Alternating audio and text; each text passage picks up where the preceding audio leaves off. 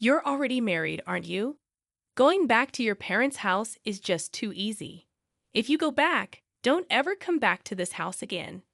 Kate yelled this at me, blocking my path. I just nodded silently, understanding her message. I won't come back, so I'll go home to my parents. My name is Jess Lou. My husband and I have been together since middle school and ended up marrying each other. We'd only had eyes for each other since our first love. Both our parents were thrilled with how well we got along, and it helped that they were friends since we're from the same hometown. The reason we moved into Lewis's family's house after getting married was because they had a spacious home with extra rooms. We got married right after college and had been saving money appropriately for our age, but both sets of parents told us it would be fine to live together until we saved up some more money. So we ended up living in Lewis's family home, where a room was waiting for us. Both Louis and I were exhausted from adjusting to our new lives when we started our first jobs. We felt grateful that we could live with his family. My in-laws treated me like their own daughter, and there was absolutely no issue in mine and Louis' married life. That is until Lyra came back home. Lyra is Lou's older sister, 2 years his senior. She had been mean to me ever since I started dating Lou in middle school. She said things like I wasn't good enough for him or that he had poor taste. Louis always defended me and wondered why Lyra would say such things. Lyra worked for a company that required her to relocate, and she moved to the city shortly after starting her job. One of the reasons I agreed to move into Lou's family home was because Lyra wasn't there. Another reason was because if Lyra had still been living there, I would have flat out refused to move in, but fate had other plans. Lyra was reassigned to her hometown. When I shared my concerns with Louis, he said, "Lyra is an adult now. She won't say anything weird." It's true that the times Lyra bullied me were back in high school. After she went to college, she rarely came home, and we stopped running into each other. Even at our wedding, although she didn't speak to me, I remember seeing Lyra crying. It made me think maybe we could get along, but that was a big mistake. After returning home, Lyra acted normally toward me in front of Lou and his parents. I thought maybe she had matured and her edginess was gone. But then one day when I luckily had some time off, I was enjoying a book in our room. Lyra, who also happened to be off that day, walked in without knocking. "Hey, how long are you going to laze around? Could you hurry up and make some food? I'm hungry," Lyra said, wearing a look she'd never show in front of Louis or his parents. Taken aback by Lyra's eyes filled with what seemed like hatred, I put down my book and said, "All right, let's make some food," and headed to the kitchen. Drinking in the middle of the day, Lyra acted as though I should naturally be the one cooking. She'd never act this way when Lou and his parents were around. Feeling deceived, wondering if she'd been hiding her true self all this time, I quickly made lunch. Lyra took one bite, then stood up with her plate. "There's no way I can eat something this terrible, Jessie. Why did you even marry Louis? He really doesn't know how to pick them," she said, glaring at me. Lyra took her plate straight to the trash, throwing away the food I had made right in front of me. "Go buy some alcohol. After eating your awful cooking, it feels like my tongue is rotting." "I want to disinfect it with alcohol, so go get some now," she demanded. I was pretty steamed. But I had planned on going shopping anyway, so I got her some alcohol to spite her. I bought non-alcoholic beer. Lyra was furious. I retorted, "Don't treat me like a minion," which escalated into an argument. Still mad, Lyra retreated to her room.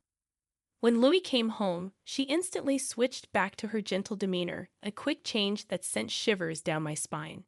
That night, I discussed Lyra with Louis. But for some reason, his attitude was cold lately.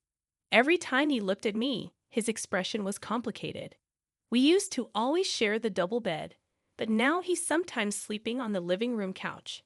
When I asked why, he said, "Just couldn't sleep, so I stayed in the living room." I've been wondering what's going on ever since. I was saddened by his sudden coldness. When Louis said, "Instead of blaming Lyra, don't you think you have some things to reflect on yourself?" I couldn't help but tear up. Since middle school, Louis has always been kind to me, and yet I've been troubled lately by his sudden coldness. Being mistreated by Lyra and now feeling this coldness from Louis felt like salt being rubbed into an emotional wound. I couldn't help but cry. Louis looked surprised, but he didn't comfort me, seeming perplexed. He paced around for a bit before sitting down next to me, who was sitting on the bed with a determined look on his face. There's something I've been meaning to ask but haven't. What is it? Are you having an affair? I was so surprised by the sudden mention of affair that my tears stopped. I swear, my heart has never strayed from Louis, I said, shaking my head. No, I'm not. Why would you ask something like that? Louis then showed me a picture on his phone. The picture showed me talking to a man who had his hand on my shoulder. Both the man and I were smiling, but this was by no means a photo of infidelity. You're mistaken. Look closely. Yeah, he's put on some weight, but that's Andy, our classmate. Don't you remember him? He was on the baseball team. This was taken when we bumped into each other after so long, and he said, "You look well," and patted my shoulder. Louis zoomed in on the photo and said, "Really, Andy?" With a skeptical look, frowning, and looking closely at the man's face, Louis asked, "Is that really Andy? Andy is getting married soon. There's no way I'd have an affair." Why would you even suspect that? Well, Lyra sent me this picture, saying you were cheating. She also said she saw you coming home late with Andy recently, and then she sent me this photo. Why would you believe Lyra over me? Is that why you've been cold to me? Sorry, you have been coming home late, and I was worried. I've become a senior at work too, so sometimes I come home late because I'm teaching my colleagues. I see. Oh, thank goodness. Lou breathed a sigh of relief. Slightly tapping his back as a little payback for doubting me, I said, "Geez." Louis apologized again. From then on, Louis changed his attitude and started treating me kindly like he used to. It was good to get back to being a loving couple. But my distrust towards Lyra increased. I became convinced that Lyra wanted to kick me out of this home for some reason. So I started wondering how to expose her true colors in front of my in-laws. On another day when Lyra and I both had time off, Lyra came and demanded that I make lunch like she used to. Why can't you be considerate? Do you know what time it is? Hurry up and make lunch, she said. But it's only 10:00 a.m. It feels too early for lunch to me. Lyra, you can make something if you want. You cook on your days off, don't you? What? Cooking is a wife's job, isn't it? I only do chores to keep the family harmony, you know. Just as I'm getting frustrated with Lyra urging me to cook, my phone rings. Ignoring Lyra, who's been drinking since the morning, I answer the call. My mom's voice comes through sounding urgent. Jesse, oh thank goodness you picked up. Your dad's in trouble. He tripped at the front door and seems to have hurt his ankle.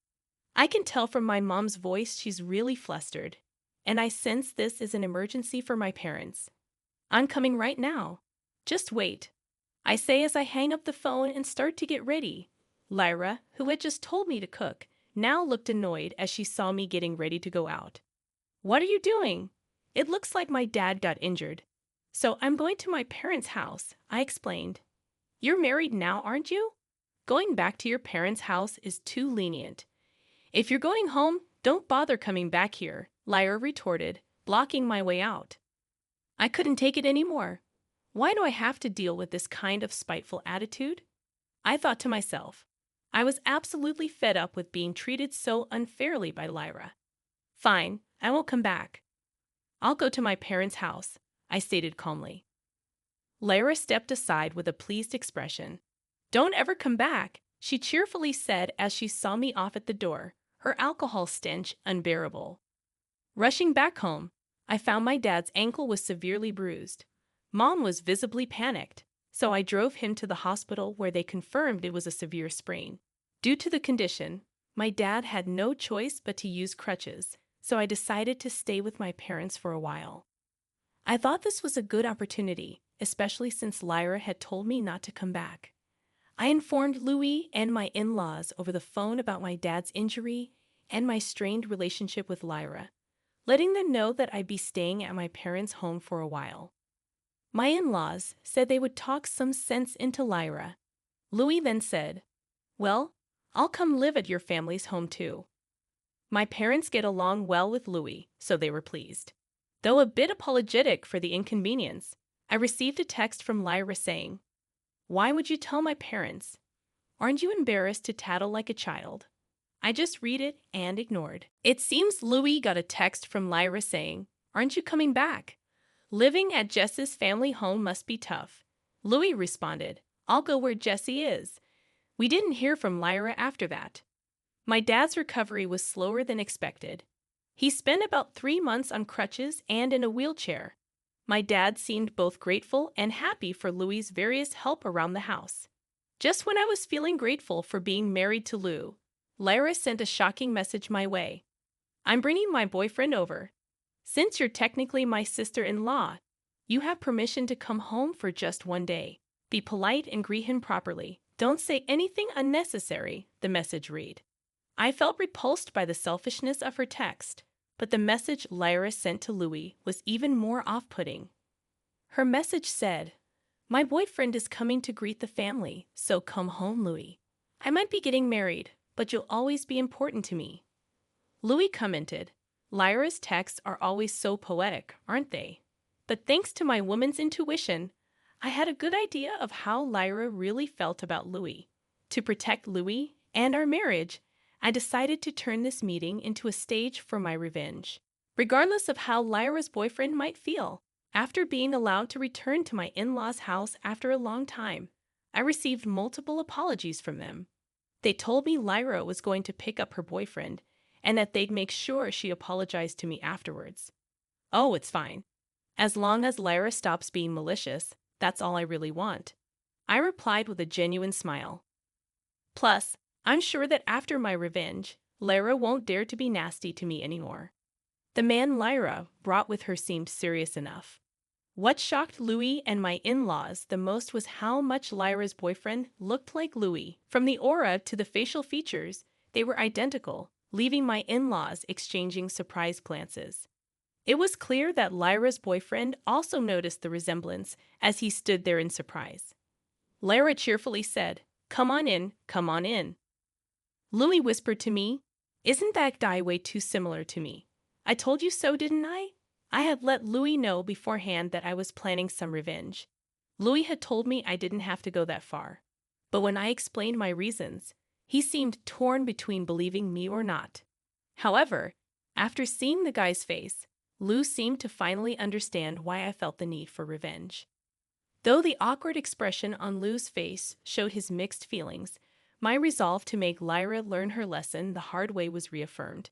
"My name is Jackson. I'm considering marriage with Lyra.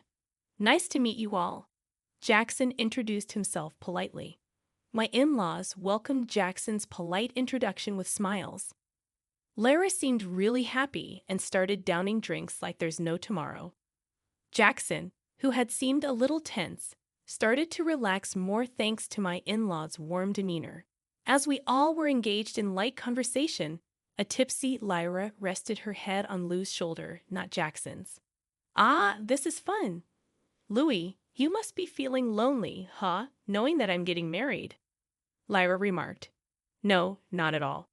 You know, Jackson here looks just like Louis. That's why I thought about getting married," she continued. The resemblance between Jackson's face and Lou had been the elephant in the room, something nobody had mentioned until now. But Lyra, probably due to being intoxicated, not only brought it up but also revealed that it was her reason for considering marriage. The atmosphere changed immediately as Lyra's words turned my in-laws' faces pale. Lyra, realizing she may have said too much, tried to laugh it off. "Just kidding," she said, but I didn't let this opportunity slip away. "Lyra, you can't be serious," I interjected before my father-in-law could say anything more. "I can't bear to let this sad tale come from my in-laws' mouths. And more importantly, I need Lyra to realize that Lou is my husband, not just a family friend. Jackson, did you know? I hate to spill family secrets, but Lyra and Louis are not actually blood related. My in-laws had children from previous marriages, and then got remarried, I said, looking at Lyra in surprise. Lyra quickly put distance between herself and Louis and glared at me. Undeterred, I took out my phone and placed it on the table. I've had my suspicions for a while. Lyra has been treating me poorly, and I've wondered why, I explained. As I said this, I pressed the play button on the voice recorder app on my phone. What flowed out were the sounds of Lyra berating me. The recording was filled with Lyra's desperate voice saying things like, "Break up with Louis and leave this house." Realizing the gravity of the situation, my in-laws uttered in despair, "This can't be." I turned to Lyra, who was now biting her lip and pale as a ghost, and gave her a smile. "Lyra, you've had feelings for Lou for a long time, haven't you? That's why you've been trying to drive me away," I confronted her. "No, that's not it. Louis is my precious younger brother," Lyra protested. "Then why did you plan to marry Jackson because he looks like Louis?" I questioned her. "Well, that's—" Lyra stuttered, caught off guard. "Jackson, you told me that you met Lyra in a bar, right? What was that encounter like?" I asked Jackson. Caught off guard by the sudden question, Jackson replied with a trembling voice, "We met while I was drinking in a bar. She told me she liked my face. That's how it all started." My mother-in-law let out a sorrowful "oh" and started to cry, while my father-in-law looked at Lyra with a serious expression.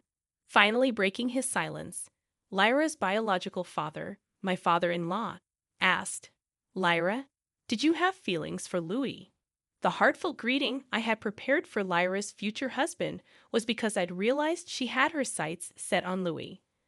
Although Lyra herself never admitted it, her behavior over time made it increasingly obvious that she saw Louis not just as a brother, but as a man, I explained. Suddenly, Lyra burst into tears and buried her face in the table. I couldn't help it. I've loved him ever since our parents got married when I was in elementary school, and I met Louis. There are stories like this in girls' comics, you know, where the parents remarry and their children start dating. I had always dreamed that would happen with Louis and me, and then you came along and stole him. Lyra sobbed. Listening to Lyra's tearful outburst, Jackson started to complain of a headache and said he was leaving. Lyra clung to Jackson, but her father intervened, saying he'd go apologize to Jackson later. Lyra was clearly distraught, crying uncontrollably, but neither Lou nor I could do anything to console her.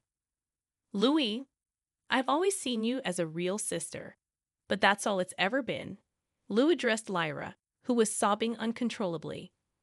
For a moment, her cries quieted down, but then she burst into loud, childlike sobs again.